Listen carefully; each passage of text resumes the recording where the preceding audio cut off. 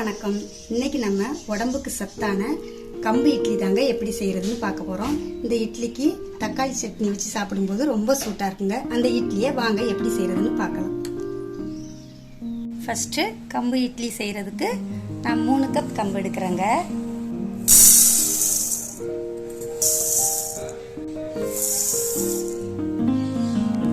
அதே கப்ல 1 கப் அரிசியும் எடுத்துக்கலாம். இது நார்மலா சாப்பாட்டுக்கு பொங்குற அரிசி தாங்க. நீங்க இட்லி அரிசி எதுனாலும் உங்ககிட்ட இருக்கிறத எடுத்துக்கோங்க. கூடவே அதே கப்ல 1 கப் உளுந்து சேர்த்துக்கலாம்.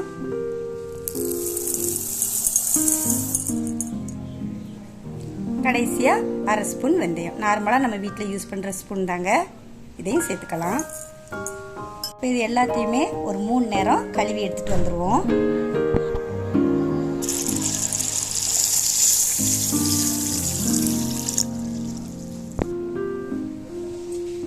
நல்லா கழுவி எடுத்தாச்சுங்க. இப்போ ஒரு 4 மணி நேரம் ஊறட்டும். தண்ணி ஊற்றி வச்சுக்குவோம். நீங்கள் டம்ளர் கிண்ணம் எதை வச்சு ஃபர்ஸ்ட் கம்பு அளந்து எடுக்கீங்களோ அதை வச்சே எல்லா அளவும் அளந்து எடுத்துக்கோங்க. அப்படின்னா தான் சரியாக வரும். இப்போ இது ஊறட்டும். 4 மணி நேரம் ஆகுதுங்க. நல்லாவே ஊறி இருக்குது. நான் அதிகமாக எடுத்துருக்கிறதுனால நான் கிரைண்டரில் போட்டு அரைக்கிறேங்க. நீங்கள் கம்மியாக எடுத்துருந்தீங்கன்னா மிக்சியில் கொஞ்சம் கொஞ்சமாக போட்டு அரைச்சி எடுத்துக்கோங்க. இப்போ கிரைண்டருக்கு மாற்றிக்குவோம்.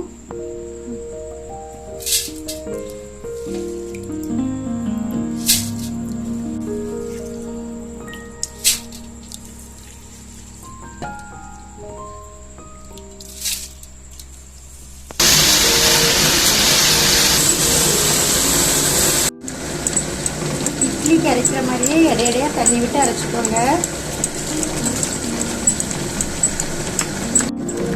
அவ்வளோதாங்க. மாவு நல்லாவே அரைப்பட்டுருச்சு. இது எடுத்துக்கலாம். நார்மலாக நம்ம இட்லிக்கு அரைக்கிற பதத்திலே அரைச்சாலே போதுங்க.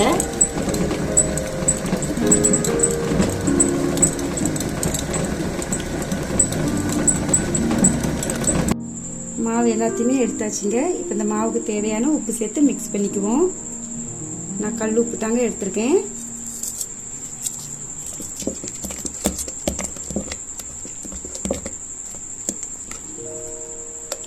மிக்ஸ் பண்ணும்போது மாவு ரொம்ப திக்காக தெரிஞ்சதுன்னா இப்போவே கொஞ்சம் தண்ணி சேர்த்துக்கோங்க. இட்லி அவிக்கும் போது சேர்த்துட்டு அவிக்கக்கூடாது. அதுக்கு தேவையான தண்ணி இப்பவுமே சேர்த்துக்காங்க. தோசையாக ஊற்றுறதா இருந்தால் வேணால் தண்ணி சேர்த்து மிக்ஸ் பண்ணிக்கோங்க. இவ்வளோ கேப் இருக்கணுங்க. ஏன்னா மாவு குயிக்காக பொங்கி வரும். இது 5 to 6 மணி நேரம் வெளியில் இருந்தாலே போதுங்க. இது நார்மல் இட்லி மாவை விட இது குயிக்காக பொங்கும். அதையும் பார்த்து வச்சுக்கோங்க. நான் நைட்டு தாங்க இந்த மாவை அரைச்சிருக்கேன். காலையில் எடுத்து செய்கிறதுக்கு எனக்கு கரெக்டாக இருக்கும். இப்போ இதை மூடி போட்டு வச்சுக்குவோம். காலையில் ஆயிடுச்சுங்க. இப்போ ஓப்பன் பண்ணி பார்க்கலாம்.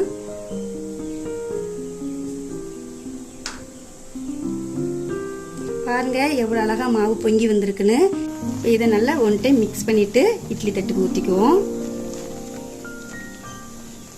இந்த மாதிரி இட்லி தட்டில் துணியை நினைச்சு தாங்க போட்டிருக்கேன். இப்போ இதில் மாவை ஊற்றிக்கலாம். மிக்ஸ் பண்ணி வச்சா அதே பதத்தில் தாங்க மாவை ஊற்றுறேன்.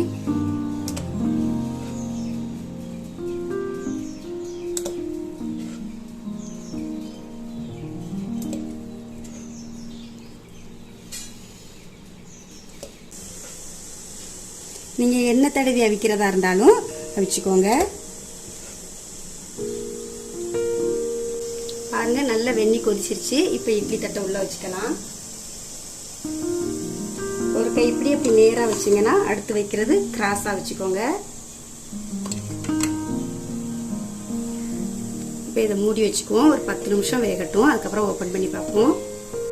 10 நிமிஷம் ஆகுதுங்க. இப்போ ஓப்பன் பண்ணி பார்க்கலாம். பாருங்க எவ்வளோ அழகா புஷ்ஷுன்னு வந்துருக்குது. இப்போ இதை ஒரு தட்டுக்கு மாற்றிக்குவோம்.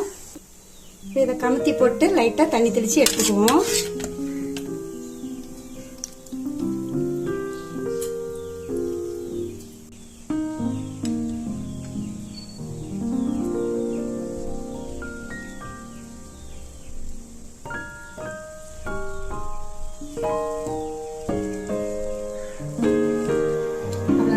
சூப்பராக இட்லி வந்திருக்கு. பாருங்க எவ்வளோ பஞ்சு போல புசு புசுன்னு வந்திருக்குன்னு.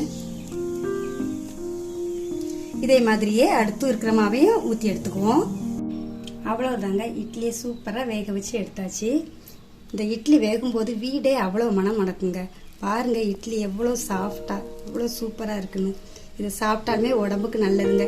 இப்படி தானியங்களில் இட்லி தோசைலாம் செஞ்சு சாப்பிடும்போது உடம்புக்கு நல்ல ஒரு ஹெல்த் சேருங்க. நீங்களும் இதே மாதிரி உங்கள் வீட்டில் இந்த இட்லியை செஞ்சு பார்த்துட்டு எப்படி இருக்குன்னு கமெண்ட்ல சொல்லுங்கள். இந்த வீடியோ பிடிச்சிருந்தா ஃபர்ஸ்ட் லைக் போடுங்க. நம்ம சேனலுக்கு மறக்காமல் சப்ஸ்கிரைப் பண்ணுங்க. நன்றி.